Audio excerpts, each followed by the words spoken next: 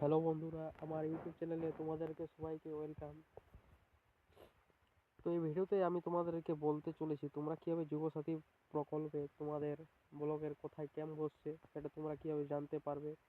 এবং এর পাশাপাশি আমি বলতে চলেছি যারা লক্ষ্মীর ভান্ডার পাচ্ছ তারা কি এটা কি অ্যাপ্লাই করতে পারবে।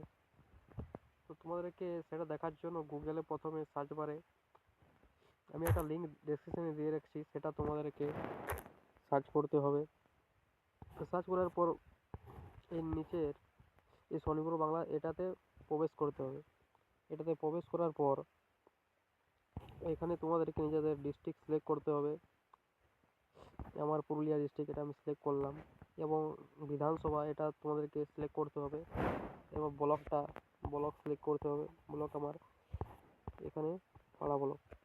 তো তোমরা দেখতে পাচ্ছ এখানে ডেটটা দিয়ে দিয়েছে কি কোথায় হবে, ভেন্যুটা দিয়ে দিয়েছে এর পাশাপাশি।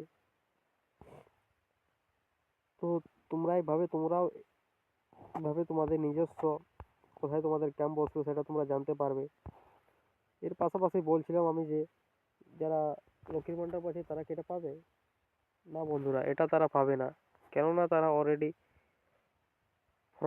যুবসাথী ফর্মটায় একটা ডিক্লারেশন ভর্তি হচ্ছে। ওই ডিক্লারেশনটায় আপনি নিজেই ঘোষণা করবেন যে আমি আর কোনো সরকারি প্রকল্পের সহায়তা পাই না, পেলে আমার বিরুদ্ধে আইনানুগ ব্যবস্থা নেওয়া হবে।